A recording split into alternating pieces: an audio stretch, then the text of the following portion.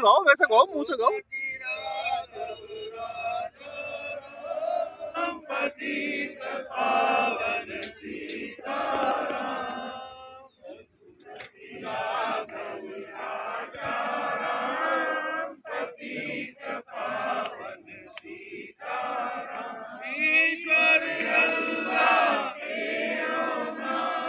मोदी को सन्मति दे भगवान।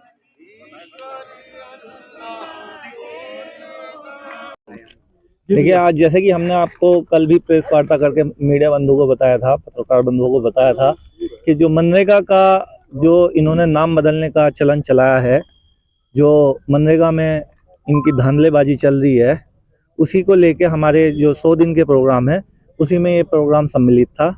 और आज हमने एक उपवास के रूप में, व्रत के रूप में हम शांतिपूर्ण रूप से यहाँ पे बैठे हुए हैं। सभी साथियों का आज व्रत है और शाम तक हम यहीं पे बैठे रहेंगे। क्या मांगे आप? मांग तो हमारी एक ही है कि भाई देश को जो है आप जो गुमराह करने का काम कर रहे हैं उसे बंद करें। आप जो है ये नाम की जो एक प्रक्रिया बदलने की चला रखी है, इसे बंद करें। अगर कोई आपको नीति अच्छी चलानी है कि राम जी का नाम कहीं और रखना है, तो और बहुत योजनाएं हैं चलाने के लिए, नई योजनाएं चलाइए। पुरानी योजनाओं से क्या आपको फायदा हो रहा है नाम बदल के, या तो उसका स्पष्टीकरण दें कि इस वजह से हम आपका नाम बदल रहे हैं, इससे ये जनहित हो रहा है, तो हम माने भी कि हाँ कुछ हो रहा है। महात्मा गांधी जी का जो नाम इन्होंने बदलने की प्रक्रिया चलाई है, दरअसल ये क्या है कि इनका मानना ये है कि नाम बदल के उनका वजूद मिट जाएगा। अरे उनका वजूद तो दिलों में है, दिलों से कैसे मिटाएंगे? महात्मा गांधी जी के नाम से हमारे देश को जाना गया है। जो 108 देशों में महात्मा गांधी जी के नाम से जा गए हैं, अपना परिचय देते हैं, या तो उसे भी बंद करें। अब ये इस पर सदन में क्या मामला उठेगा, क्या रहेगा? सदन में नहीं, हम सड़क से लेकर सदन तक इस मामले को उठाएंगे। हमारा 100 दिन का जो प्रोग्राम है वो इसीलिए है।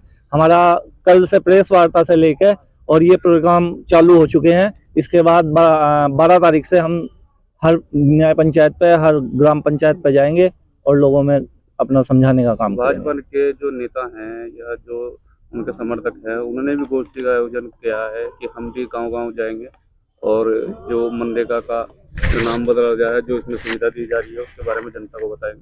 बिल्कुल बताइए, वो बताइए कि उनका जो है 40% हक काट के प्रदेश सरकार को दे दिया है।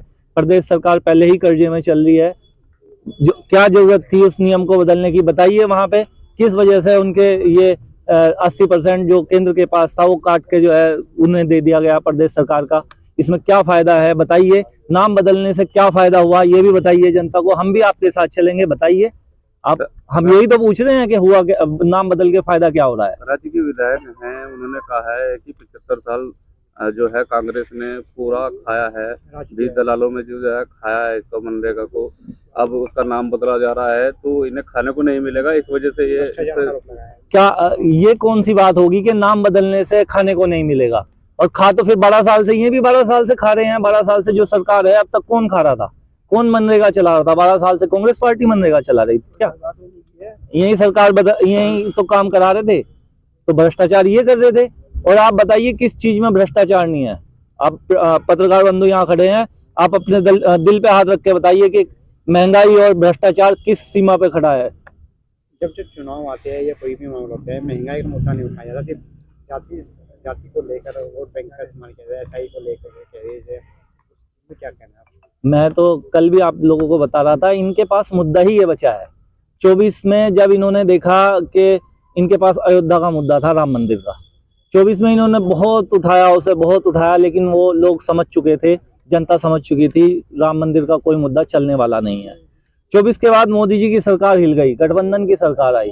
उन्होंने देख लिया कि मुद्दा हमें वापस ही हिंदू मुस्लिम का चलाना पड़ेगा, तभी हमारी सरकार बच सकती है। धर्म और जाति का मुद्दा, नफरत की राजनीति का मुद्दा, इसी पे उनकी सरकार चलती है, इसी पे उनकी सरकार आई है। और इस मुद्दे को ये पूरी तरह से भुनवाते हैं। आज भी जनता में जितना इन्होंने रोष पैदा किया हुआ है, जितनी इन्होंने नफरत भरी हुई है, आप लोग देख सकते हैं कि अगर किसी ने, क्रिकेटर ने शतक मार दिया तो उसे ये नहीं कहेंगे कि रोहित शर्मा ने शतक मार दिया, नहीं, ब्राह्मण ने शतक मार दिया। किसी ने, जहीर खान ने विकेट ले ली तो ये नहीं कहेंगे कि जहीर खान, भारत के क्रिकेटर ने विकेट ले ली, नहीं, मुसलमान ने विकेट ले ली, क्योंकि ये नफरत का बीज 12 साल से भाजपा बोती आ रही है, जिसे अब हर आदमी उसी एंगल से सोचने लगा, उसी एंगल से देखने लगा।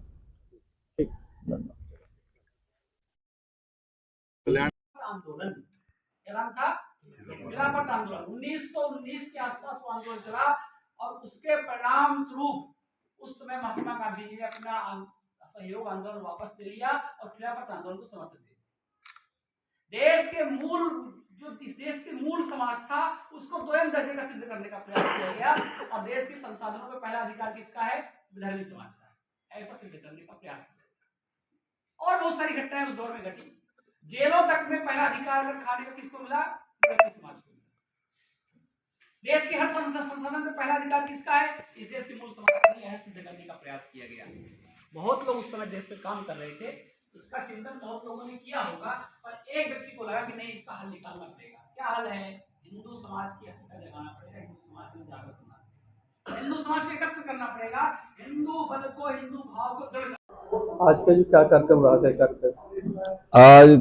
आज जो है हमारा सहकार भारती का राष्ट्रीय स्थापना दिवस है और राष्ट्रीय स्थापना दिवस पूरे देश में मनाया जा रहा है, हमारे प्रदेश में मनाया जा रहा है। उसी क्रम में आज सहारनपुर में भी हमारे जिले स्तर पर ये जिले और शहर स्तर का ये स्थापना दिवस मनाया जा रहा है। और इसमें अभी आशुतोष जी हमारे जो विभाग प्रचारक हैं वो हमारे मुख्य अतिथि थे और उन्होंने भी अपनी बात रखी है इसमें। और आज जो हम सहकार भारती के लिए काम कर रहे हैं, सहकार भारती के जो उद्देश्य हैं, सहकार भारती कैसे देश के अंदर और ज्यादा मजबूत हो, उस पर विचार किया जा रहा है। और सहकार भारती चूंकि हम हर महीने हमारी बैठक होती है, उसमें पूरा विचार किया जाता है। क्योंकि सहकार भारती के उद्देश्यों के बिना, उनके नियम और कानून के अलावा ऐसी कोई संस्था नहीं है जो सहकारिता आंदोलन को मजबूत कर सके। और देश के प्रधानमंत्री ने ये विचार बनाया था, क्योंकि हमारा नारा है बिना संस्कार नहीं सहकार और बिना सहकार नहीं उद्धार, ये हमारा नारा है। तो इसी उद्देश्य को ध्यान में रखते हुए हम सब लोग मिल करके सहकारिता से की भावना को मजबूत करते हुए, क्योंकि अभी ये अंतर्राष्ट्रीय जो 2025 था, ये भी सहकारिता का अंतर्राष्ट्रीय वर्ष मनाया गया। तो सहकारिता इस दुनिया में, सहकारिता के बिना कुछ हो ही नहीं सकता। तो उसी क्रम में आज ये हमारा स्थापना दिवस हम मना रहे हैं। हम सहकार भारती को मजबूत करेंगे और सहकार भारती के उद्देश्य को, नियमों को और सहकारिता के तमाम आंदोलन को हम मजबूत करेंगे। ये आज हमारा इस अवसर पर हमारा संकल्प है।